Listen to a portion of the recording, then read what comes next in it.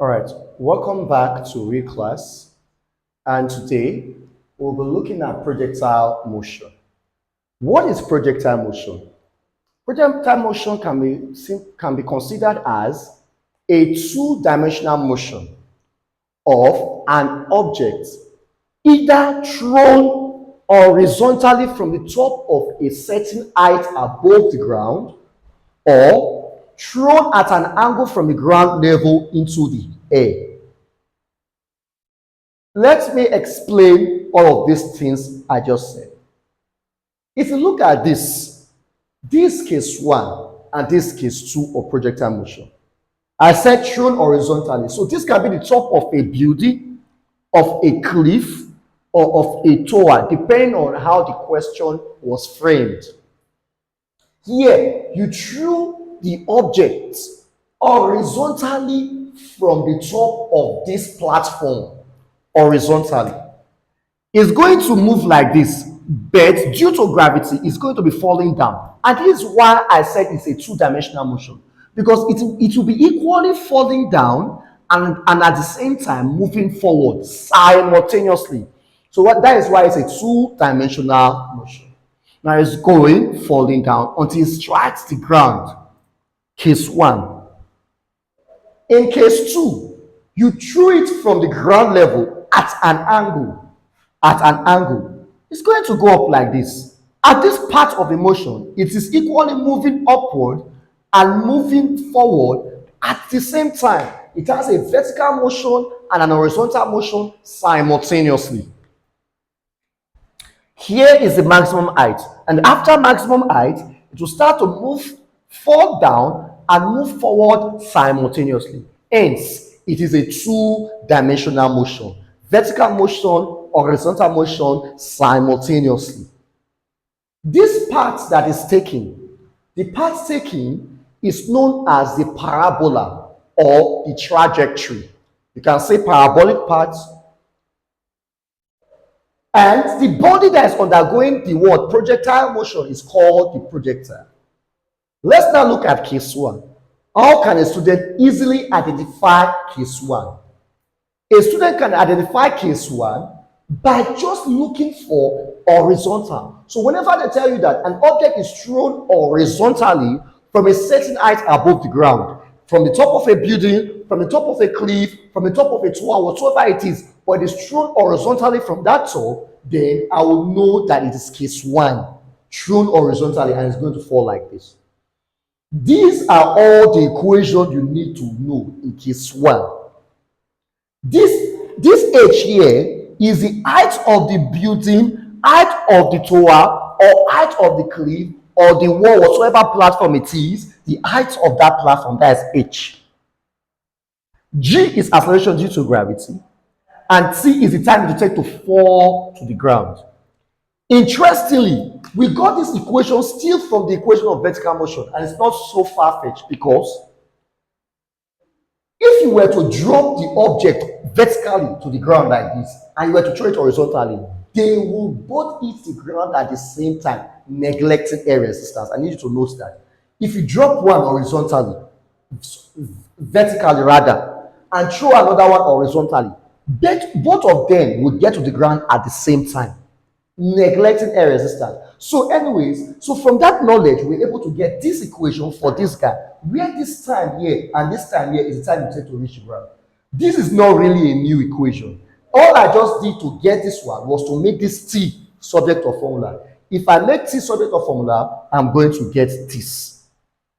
Now, for this one, this arrow here is the range, and simply the distance between the foot of the tower or the foot of the cliff, the base of the tower or the base of the cliff, depending on how they want to frame their question. So the distance from here to where it strikes the ground, distance from the foot of the tower, the base of the tower, to where it strikes the ground is our range. And most times they may not just say range, they'll say calculate the distance from the foot of the tower or from the base of the tower where it strikes the ground. And R is equal to UX. What is UX? UX is the horizontal velocity of projection, the velocity at which I use to throw it horizontally. That's my UX. And T, remember, is the time it will take to reach the ground. And that time it takes to reach the ground here is the same time here, is the same time here. For case 2, there are 3 important things you need to know in case 2. But first, in case 2, we throw the body horizontally. Rather, we threw the body into the air, not horizontally, into the air at an angle. Now, since we threw the body at an angle into the air, it is going to have 2 components, and these are the components of the initial velocities of that body. The horizontal initial velocity and the vertical initial velocity. U cos theta, where U here is now the velocity of projection, which will be given to you in the question. This time, see here, is the time it will take to get to maximum height. The time from here to here. This time is the time of flight. This capital letter H is the maximum height attained, and this arrow is the range. Note that time of flight can be defined here at the time to take the projectile to return back to the plane of projection. This is the plane of projection. The time it will take for you to move through this place and come back to that plane of projection is the time of flight. H is the maximum height attained. Maximum height is the highest vertical distance it can attain, measured from the plane of projection. So from the plane of projection to this point is our maximum height. And it's given by u squared sine squared theta over 2g. Please, sine squared theta simply means take the sine of the angle first before you square 2g. Range, which is the distance between the point of projection and the point where it strikes the plane of projection again. That horizontal distance is range. And range arrow is equal to u squared sine 2 theta over g. Here, sine 2 theta simply means that I should multiply the angle by 2 first before I take the sine of it. Interestingly, you can have maximum range, but please, if you hear maximum range, you should know that there's a difference between maximum range and maximum height. This is the formula for maximum height, it does not change. Maximum range simply means a range that is the longest range you can get for a particular velocity. And maximum range occurs when theta is equal to 45 degrees. So at 45 degrees, your range is maximum. So whenever you hear maximum range, they may not give you the angle theta. Just know that theta is 45 degrees. And if theta is 45 degrees, you will know that therefore I can say that maximum range, arrow maximum, is equal to u squared over g. Where did sine 2 theta go? At maximum range, theta is equal to 45 degrees. So if I do 2 times 45, I should get 90. Sine 90 will give me 1. 1 times u squared, I will get u squared. So arrow maximum is equal to u squared divided by g. This is your maximum range. But I wouldn't advise any student to memorize this because you do not need to. It's not a new thing. You also always remember that whenever theta is equal to 45 degrees, whenever they say maximum range, rather, theta is equal to 45 degrees. If I plug that into this equation, I will get this. Note that in all of this equation, the horizontal component of the velocity is constant. The only time that there is acceleration is in the vertical component. Now that we have looked at the most important formula that we need to know, we are now going to look at questions from both case 1 and case 2. Still on projectile motion and on case 1, let us take this question. This question is WAEC 1991. The question goes like this. A ball is projected horizontally from the top of a hill with a velocity of 20 meters per second. If it reaches the ground 4 seconds later, what is the height of the hill? Now, how do we solve a question like this? First, I know it's case 1. How do I know? Because they told me that it was thrown horizontally. Look at this word. From the top of a hill. If it is thrown horizontally from a certain height above the ground, it can be a hill, it can be a cliff, it can be a vertical wall, it can be a tower, whatsoever. But from the top of a vertical height above the ground, it is thrown horizontally, then I know it's case 1. So it's a case like this. This is the building, thrown horizontally, it strikes the ground. Remember that this is our range, and which of course I've explained earlier. And this is the height of the building, h. So in this question, we are be given ux. How do I know this ux? This is the horizontal velocity of projection. So ux has been given to us, and they told us that ux is 20 meters per second. And they said if it reaches the ground in 4 seconds later, that means the time it takes to reach the ground is 4 seconds. So t is equals to 4 seconds. And we are asked to find the height of the building. We are looking for h, the height of the hill, rather. So which equation will be suitable for us to use? The equation that is suitable for us to use is h is equal to 1 over 2gt squared. This is what I'm going to use. I know time. I'm looking for height. G was given to me, which is a constant 10 meters per second squared. So this is what I'm going to use. I do not need the time to find the height. So h will now be equal to 1 over 2 times g is 10 times t. They told us is what? 4 seconds, 4 squared. This is the same thing as saying h is equal to 1 over 2 times 10 times 16. 4 squared is 16. So 1 over 2 times 10 times 16, F is going to give me 80 meters. So the height of the hill is 80 meters.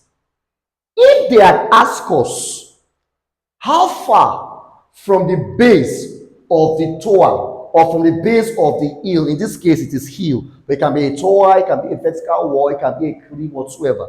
They have said how far from the base or from the foot of the tower, of the hill, of the cliff, where it strikes the ground. This is where it strikes the ground. This is the base or the foot. This distance, that is your range. If they had asked you, recall that I told you that you use R is equal to UXC.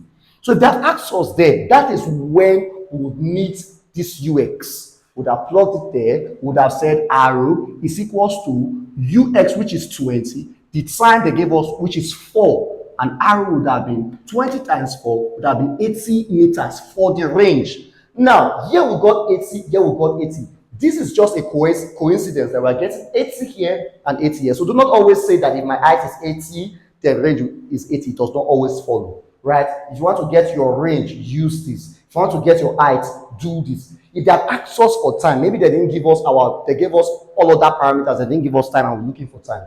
We still would have used this and would have made time subject to formula. So questions from this area is just a matter of making subject to formula. They are extremely simple. Now we are going to now look at question number 2, which will be from case 2. Still on projectile motion. This is question number 2. An object was projected at an angle of 30 degrees to the horizontal with an initial velocity of 20 meters per second. Calculate Roman figure 1. Calculate Roman figure 1, time of flight. Roman figure 2, maximum height. And Roman figure 3, range. So how do we answer this question? Remember in case 2 of projectile motion, I gave you 3 equations that are very fundamental, 3 equations that are very important. For time of flight, the equation I gave you was that time t, time of flight t, capital letter T, is 2u sine theta over g. In this question, our u, horizontal velocity of projection, is 20 meters per second. So I'll say 2 times 20 times sine 30 divided by 10 acceleration due to gravity. From here, this t is equals to 2 times 20 sine 30 is 0.5. So I'm going to have 40 times 0.5 over 10. C will be equals to 40 times 0.5 will give us 20. So I'll have 20 divided by 10.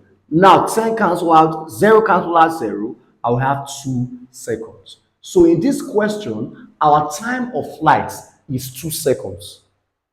Had it been they have asked us to find the time taken to get to maximum height, then I would have removed this 2 here to just simply be u sine theta over g. But that's not what they asked us. They asked us for the time of flight, and that's why I used this. This is Roman figure 1. Now let's take Roman figure 2. I'll wipe this part off. For Roman figure 2, we were asked to find the maximum height. For maximum height, I have h is equal to u squared sine squared theta over 2g. H is equal to u is 20, so 20 squared, sine squared theta is 30 divided by 2 times time g, which is 10. 20 squared is 400, so I'm going to have 400 times, I told you that sine squared 30 will simply be, take the sine of 30 first before you square it. And if I take the sine of 30, it will give me 0.5. So I will have 0.5 squared divided by 20. This is the same as 400 times 0.25. If I take 0.5 squared, I'll get 0.25 divided by 20. This is the same as, if I do 400 divided by 0.25, it's the same thing as saying 0.5 times 0.5 times 400. The first will give me 20, the next will give me 10. So I'm going to have 10 divided by 20. Then from here, this is going to give me 1 over 2 or 0.5 meters as our height. The next thing I want us to do now is to take our range. And for calculating range, the formula for range will be rho is equal to, the formula for range is rho is equal to u squared sine 2 theta over g. Remember I told you that we are going to say 20 squared sine 2 times 30. In this place, I'll multiply the angle by 2 first before I take the sine of it, divided by 10. 2 times 30 will give me 60. So this will be 20 squared sine 60 divided by 10. We can quickly punch this all in our calculator. And if we do 20 squared times sine 60 divided by 10, this will give us a range of 34.641 meters.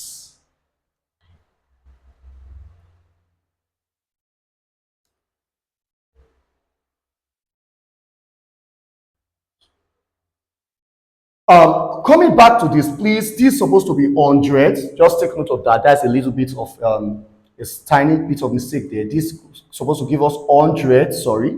This will give us 25 times 4, which is 100. 100 divided by 20 would give us 50, not 0.5. This will give us 50 meters. This will give us 50 meters then.